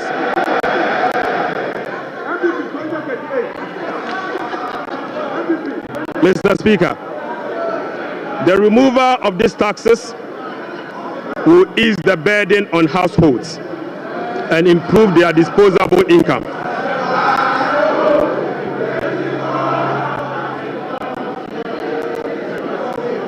Right Honorable Speaker, the removal of these taxes will ease the burden on households and improve their disposable incomes. In addition, it will support business growth and improve tax compliance. Mr. Speaker, Right Honorable Speaker, the tax refund account has been abused in recent years. In the last 8 years, a study revealed that 29.1 billion Ghana cedis had accrued to the tax refund account, with only 12.5 billion Ghana cedis, representing 43% of the total accrued amount, being used for tax refund purposes. Mr. Speaker, the study also revealed that 16.6 billion Ghana cedis, representing 57% of the total amount accumulated in the tax refund account, was misapplied. Mr. Speaker, which is a total violation of the Revenue Administration Act, Act 915, and the Public Financial Management Act. Instructively, Mr. Speaker, there were virtually no tax refund arrests over the period. Mr. Speaker, and therefore, we are reducing the current tax refund ceiling by 2 percentage points from 6% to 4% of total revenue, as defined in Section 69 of the Revenue Administration Act, Act 915. Mr. Speaker, by reducing the ceiling on the tax refund from 6% to 4%, Right Honorable Speaker, we have saved the taxpayer 3.8 billion Ghana cedis. Mr. Speaker, this amount is enough to close the revenue shortfalls from 6 to 4. It is enough to remove this tax, and the savings will be provided to take care of social interventions. Mr. Speaker, already we have saved 3.8 billion cedis for 2025 alone from one source, and this is enough to close the gap from the taxes we have removed today. Mr. Speaker, to address the concerns from well-meaning Ghanaians on how we are going to close the revenue shortfalls as a result of the removal of the selected taxes, the answer is that we have stopped the bleeding. We have stopped the bleeding. Mr. Speaker, accordingly, with this budget, we will amend the Revenue Administration Act 2016, Act 915. This measure will improve the tax revenue net of tax refund by 2%, representing 0.3% of GDP. Mr. Speaker, in line with government policy, the 2025 minimum wage recently negotiated with the National Tripartite Committee will be zero rated. This is consistent with our resolve to protect the poor and the vulnerable.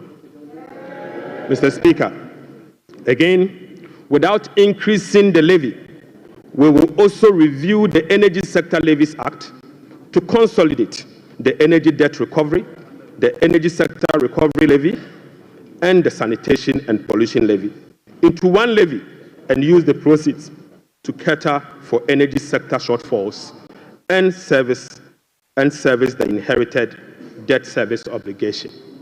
Mr. Speaker, the reset has just begun. Right, Honorable Speaker, the rest of the energy sector levies, including the Road Fund Levy, Energy Fund Levy, Price Stabilization and Recovery Levy, Public Lighting Levy, and National Electrification Levy, will remain to support the achievement of their intended objectives. Right, Honorable Speaker, Ghana has not sufficiently capitalized on the benefits of its extractive sector to generate revenue to support development and diversification. We have failed to leverage our natural wealth by capturing its rent and channeling it towards productive infrastructure and human capital. Natural resource rent, which is the difference between the revenue of a commodity and the average cost of producing that commodity, is about 14% of GDP in the case of Ghana. However, Mr. Speaker, revenue from extractive industry is around 1.5% of GDP only. This is because, as a country, we have failed to fully capture the economic rent of our natural resources. Mr. Speaker, whereas global gold prices have seen some significant increase in recent times, Ghana has not been able to take full advantage of the development. Subsequently, Mr. Speaker, we are proposing to increase the growth and sustainability levy from 1% on gross production of mining companies to 3% to enable the nation to have its fair share of the windfall. Mr. Speaker, we also propose to extend the sunset clause to 2028. Mr. Speaker, we also propose to extend the sunset clause of the special import levy to 2028. Mr. Speaker, Ghanaians, and this Honorable House will recall that road tolls on public roads were zero rated in the year 2022. Demand for construction and improvement of road infrastructure continues to increase, even as substantial arrests and claims in the road sector remains. Right, Honorable Speaker, while the annual average collection from road tolls have not been significant compared to its potential, the existing zero-rated policy for road tolls has increased the situation and dimmed the prospect of raising enough revenue from tolls to road construction and maintenance. Accordingly, government will work with the stakeholders, including the private sector, to roll out a technology-driven solution to reintroduce road tolls this year as part of the big push. Right, Honorable Speaker, we will also strengthen the legal and regulatory regime for non-tax revenue and enforce the framework to improve service delivery.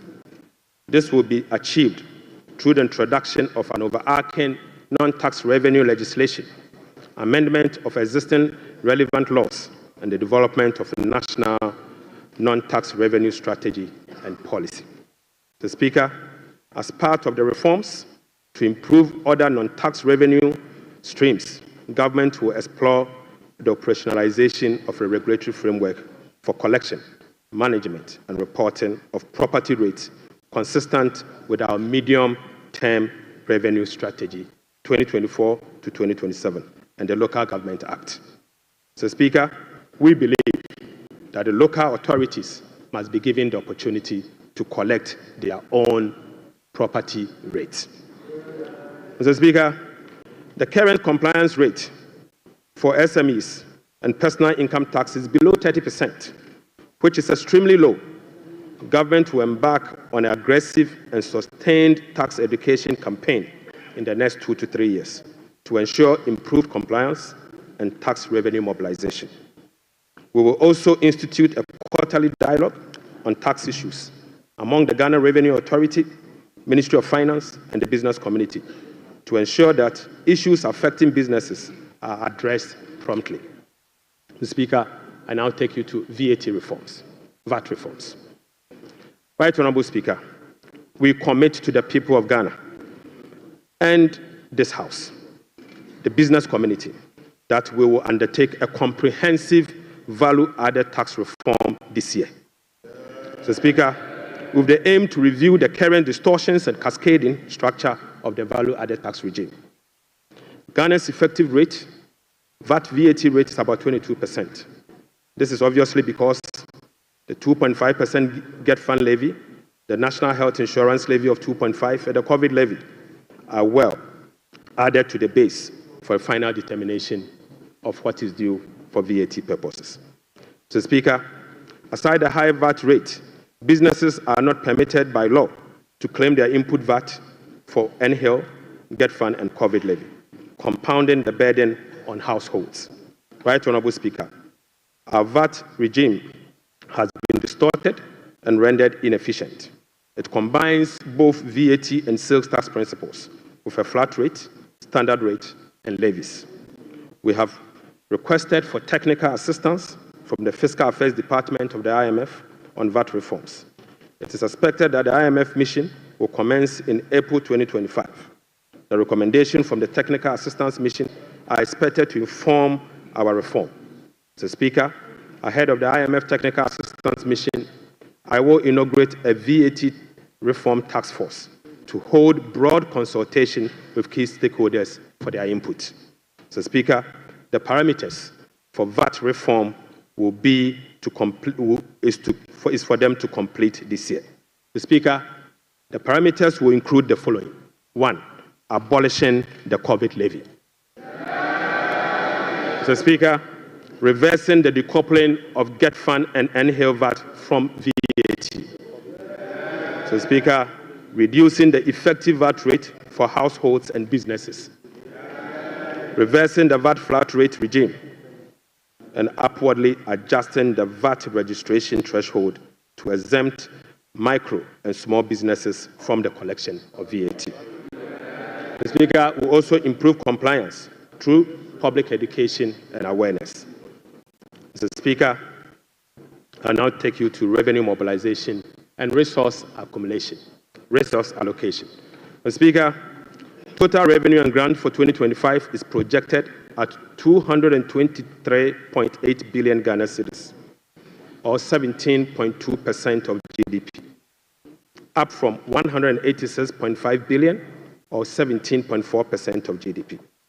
The projection is underpinned by non-oil revenue measures, which are expected to yield at least 0.6% of GDP. Mr. Speaker, total expenditure on commitment basis for 2025 has been programmed at 269.1 billion, representing 20.7% of GDP, down from 279.2 billion, which is 26% of GDP in the year 2024. Primary expenditure on commitment basis is projected at 204.7 billion Ghana cedis, representing 15.8% of GDP, which is a significant decline from 232.4 billion, representing 21.7% of GDP in the year 2024. Mr. Speaker, based on the resource allocation from 2025 fiscal year, the total appropriations for the year ending 31st December 2025 is 290,971,212 1.435 billion Ghana cedis. Mr. Speaker, budget financing. Right Honorable Speaker, based on the estimate for total revenue and grant and total expenditure, the projected overall balance on commitment basis is a deficit of 43.8 billion Ghana cedis, equivalent to 3.1% of GDP. The corresponding primary balance on commitment basis is a surplus of 20.3 billion Ghana cedis, equivalent to 1.5% of GDP. On cash basis, Mr. Speaker, overall balance is a deficit of 56.9 billion Ghana cedis, equivalent to 4.1% of GDP. The corresponding primary balance on cash basis is again a surplus of 7.3 billion, equivalent to 0.5% of GDP. Right Honorable Speaker, the cash deficit of 56.9 billion is expected to be financed from both foreign and domestic sources. The total foreign net financing will amount to 21.4 billion Ghana cedis. Foreign financing will include a provision for financing from IMF ECF program disbursed of 720 billion Ghana cedis and the World Bank Development Policy operations of 600 million Ghana cedis. The residual net domestic financing will amount to 36.9 billion, representing 65% of total financing for 2025. This is expected to be sourced from the issuance of debt at the short end of the domestic market and opening of the domestic market. Mr. Speaker, the government will take steps to reopen the domestic bond market to extend the maturity profile. The reopening will be executed cautiously to establish large-size benchmark bonds that will enhance market liquidity. Right Honorable Speaker, further is to reduce the risk on debt portfolio of government, and we will build cash buffers to support effective implementation of the liability management strategy. Mr. Speaker, this will help smoothen the redemption profile and mitigate refinancing risk associated with Ghana's debt portfolio.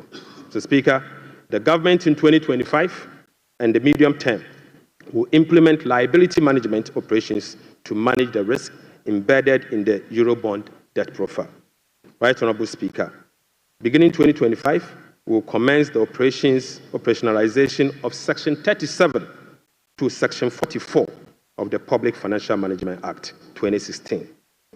Mr. Speaker, in doing so, we will be building sufficient buffers in the sinking fund as a landmark reform to manage our public debt. Right Honorable Speaker, I'm pleased to report to the House that following our proactive fiscal management strategy,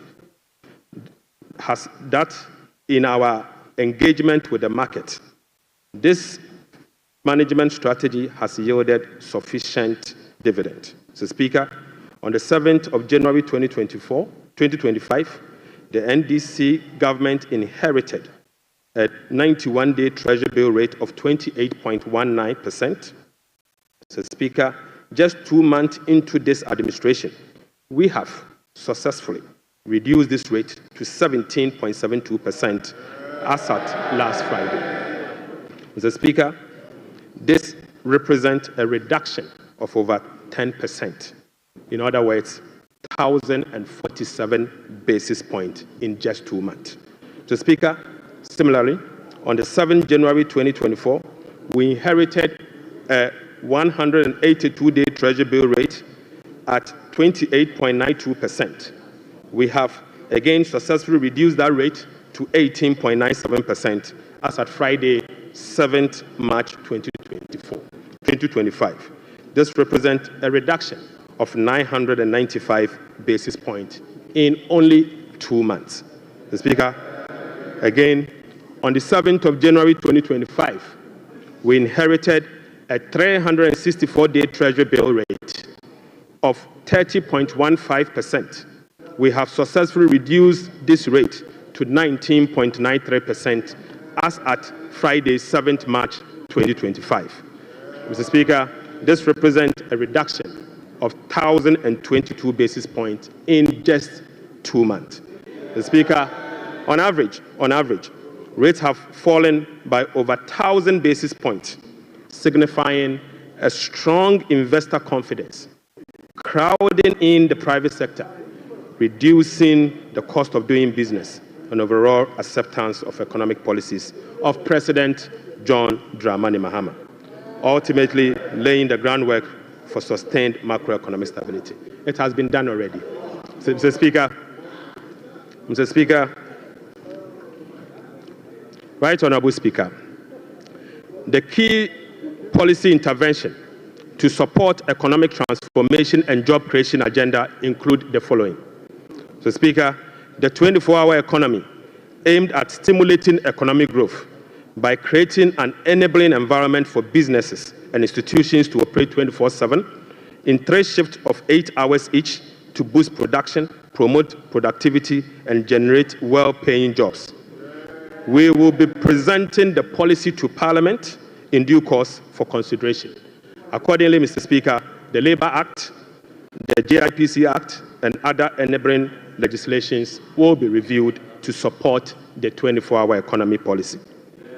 Right Honourable Speaker, we'll roll out the implementation of the $10 billion Big Push policy for strategic infrastructure development to open up the country and drive sustainable economic growth. Right Honourable Speaker, the Ghana Gold Board will be established in the course of the year and as soon as possible. So, Speaker, we will stabilize the Ghana cedi and provide stability to the macroeconomy.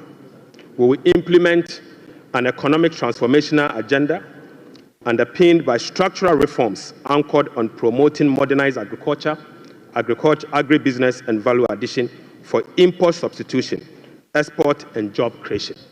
Mr. Speaker, we will complement monetary policy with fiscal and real sector policies to reduce inflation.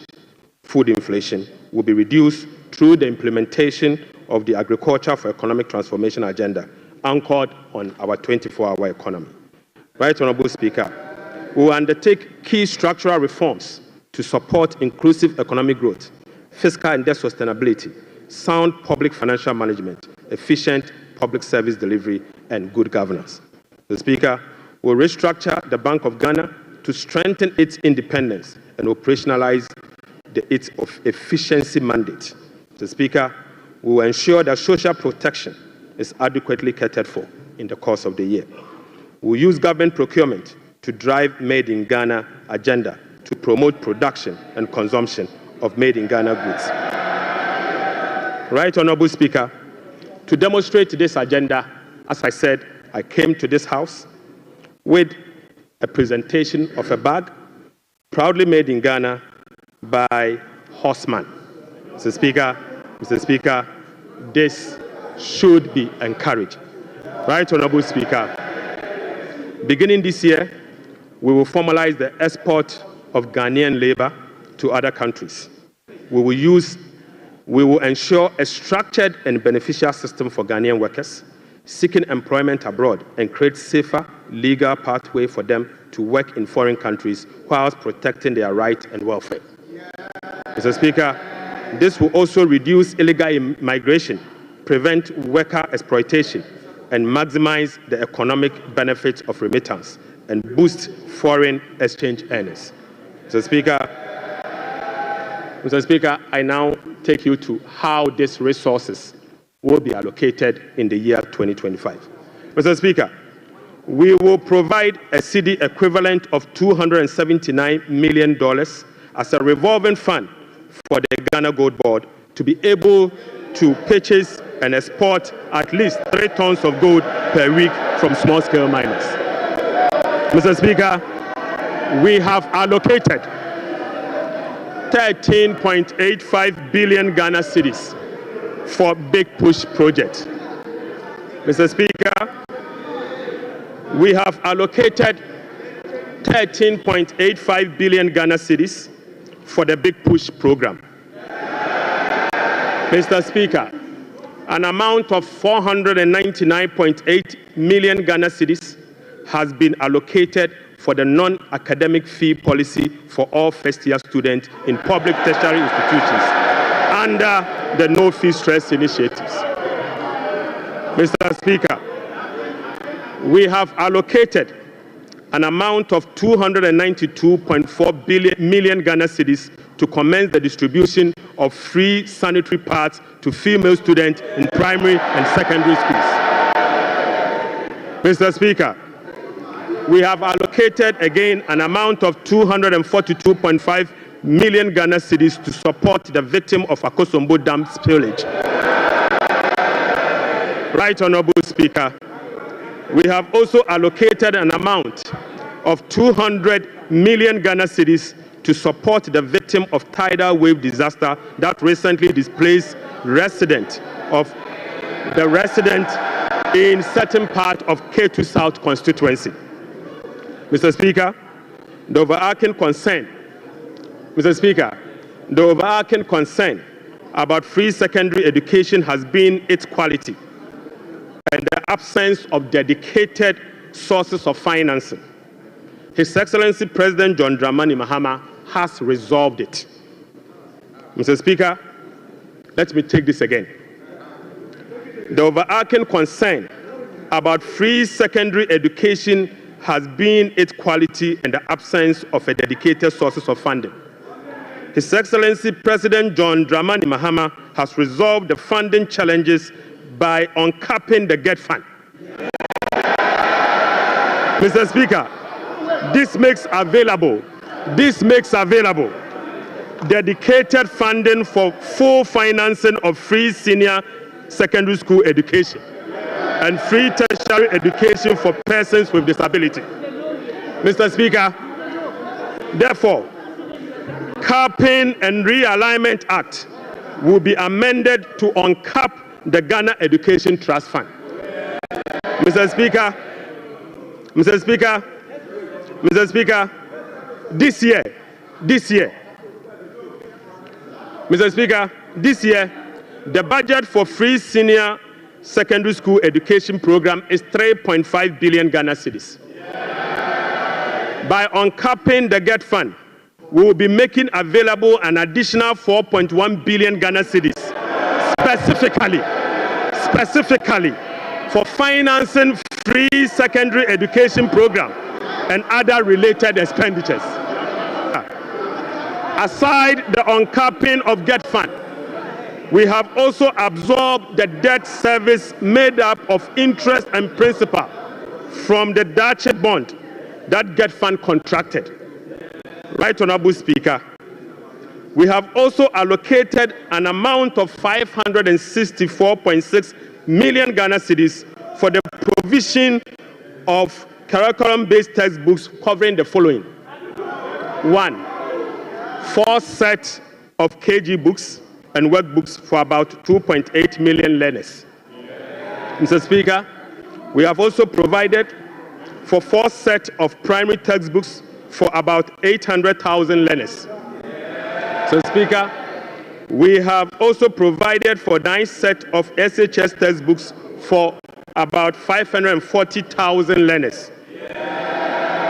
Right Honorable Speaker, under the school feeding program, budgetary provision has been increased from the 1.3 billion Ghana cedis last year to 1.78 billion Ghana cedis. Mr. Speaker, representing a 33% increase. The allocation for 2025 reflects an increase in feeding costs per meal, per child, from the 1 cedi 50 pesos to 2 cedis, representing 33.3%. Mr. Speaker, the government has also allocated 145.5 million Ghana cedis to the capitation grant, up from 84 million Ghana cedis in 2024. This is an increase of 73.4% over the previous year. Mr. Speaker, we have also allocated 203 million Ghana cedis for the payment of teacher training allowances and another 480 million Ghana cedis to nursing training allowances. Mr. Speaker,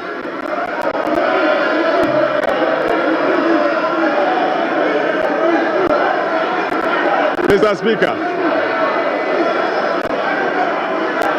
Mr. Speaker, we have uncapped the National Health Insurance Levy.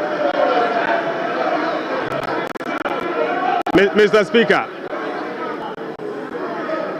Mr. Speaker, we have uncapped the National Health Insurance Levy. An amount of about 10 billion Ghana cedis has been programmed for the National Health Insurance Scheme. And this amount is expected to be used for the following: claim payments, essential medicine, vaccine payment, free primary health care, the Ghana Medical Care Trust, Mr. Speaker, and bridging the USAID financing shortfall.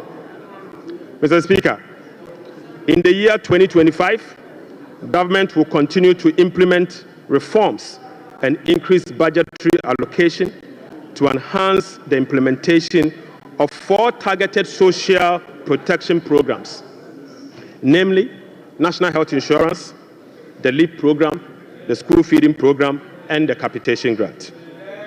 Right, Honorable Speaker, under the LEAP program, beneficiaries will be increased from the current 350,000 to 400,000 beginning July 2025.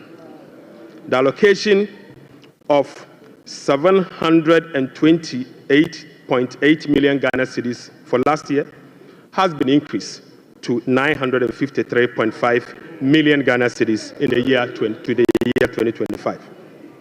So, Speaker, we have also uncapped the road fund. An amount of 2.81 billion Ghana cedis has been programmed for the Ghana Road Fund to be used solely for road maintenance. This represents an increase of 155% over the 2024 allocation of 1.1 billion Ghana cedis. 1.1 billion Ghana cedis. Mr. Speaker, we have also allocated an amount of 7.5 billion Ghana cedis to the District Assembly Common Fund. In accordance with our decentralization policy, we propose to Parliament that a minimum of 80% of the funds allocated to the District Assembly Common Fund should be sent directly to the district assemblies to spur economic growth and the district at the district level to deepen decentralization. Right, Honorable Speaker, I repeat, we have allocated an amount of 7.5 billion Ghana cedis to the district assemblies common fund. Mr. Speaker, in accordance with our decentralization policy and objective, we propose to Parliament that a minimum of 80% of the funds should be sent directly to the district assemblies to spur economic growth at the district level and deepen decentralization. Mr. Speaker, it is worth noting that in a stark contrast to what has happened recently at the District Assembly Common Fund, where only 50% of the released amount are sent to the District Assembly for the purposes of running the assemblies. Mr. Speaker, we have also allocated an amount of 1.5 billion Ghana cedis for agriculture for economic transformation program, of which Feed Ghana, Ghana Grains Development Project, Vegetable Development Project, and Nkoko Nketenkete are all key components of the program. Right, Honorable Speaker, we have also allocated 51.3 million Ghana cedis as seed fund for the establishment of the Women's Development Bank. Mr. Speaker, we have also allocated 300 million Ghana cedis to the National Apprenticeship Program. Mr. Speaker, I repeat, we have also allocated an amount of 300 million Ghana cedis to the National Apprenticeship Program. Right, Honorable Speaker, we have also allocated an amount of 100 million Ghana cedis to the Edumewura program. Mr. Speaker, an amount of 100 million Ghana cedis has been allocated to the National Codes program. Mr. Speaker, another amount of 100 million Ghana cedis has been allocated for the payment of monthly allowance to all assembly members.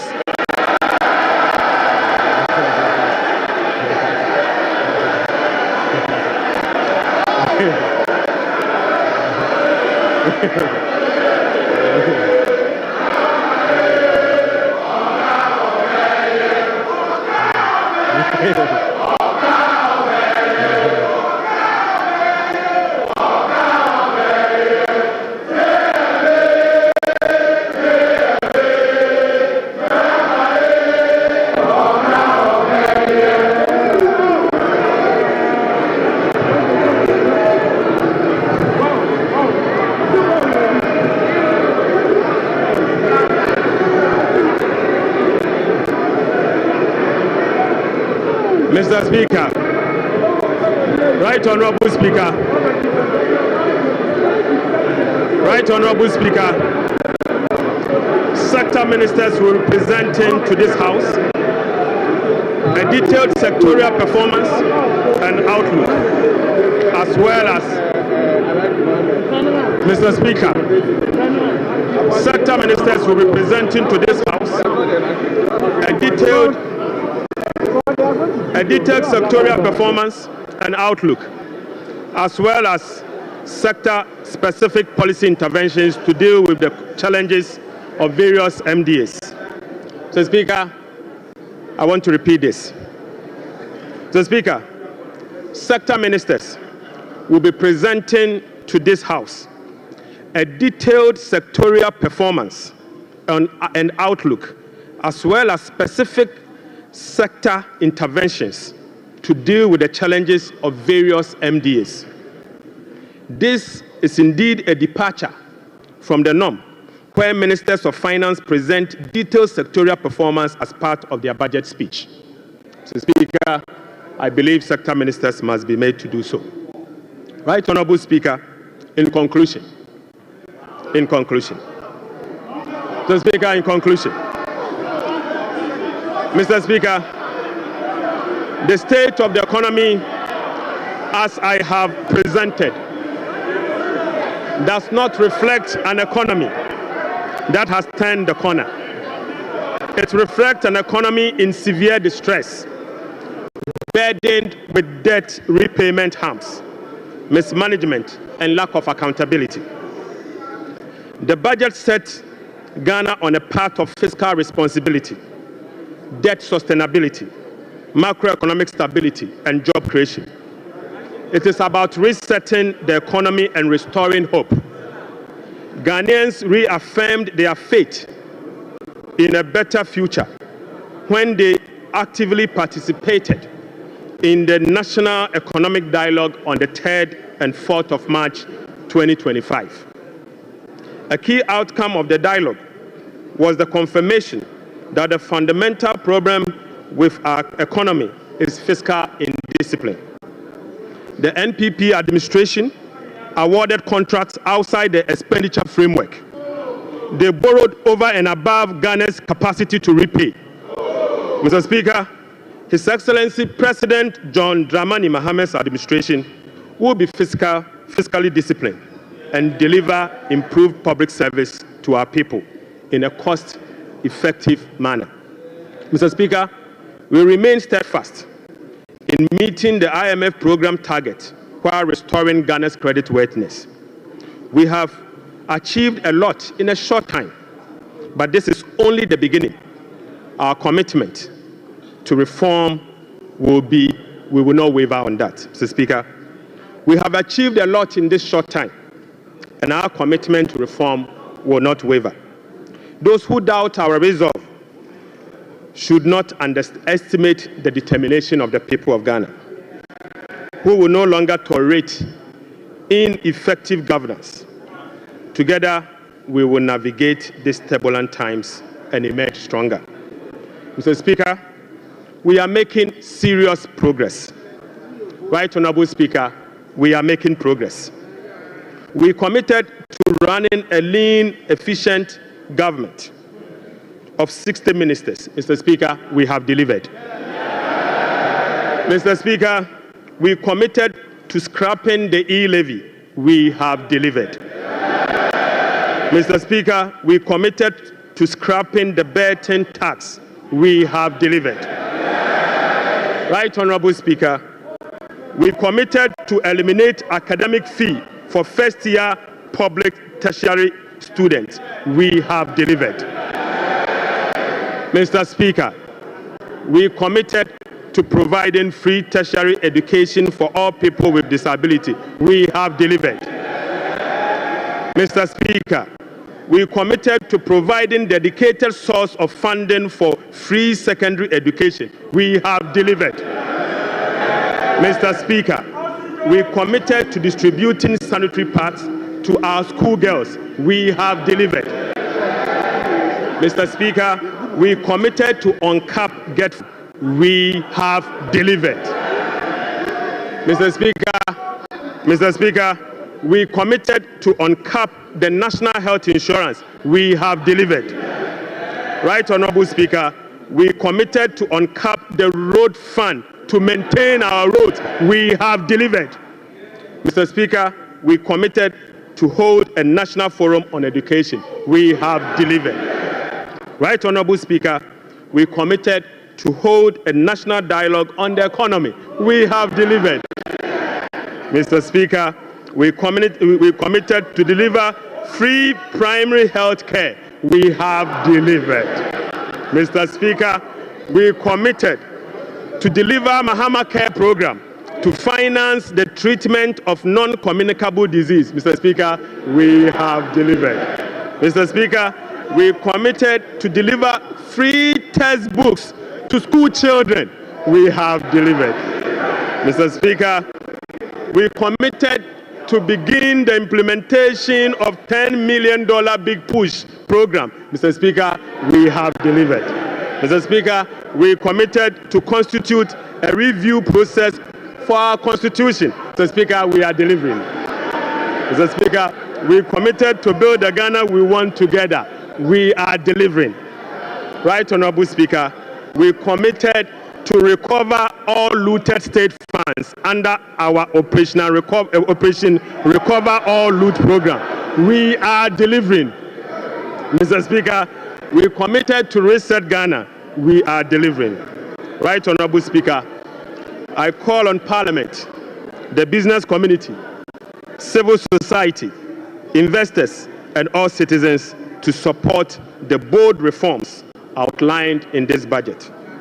Together, Mr. Speaker, we have the power to build a resilient economy that will help us tackle the challenges we face as a country.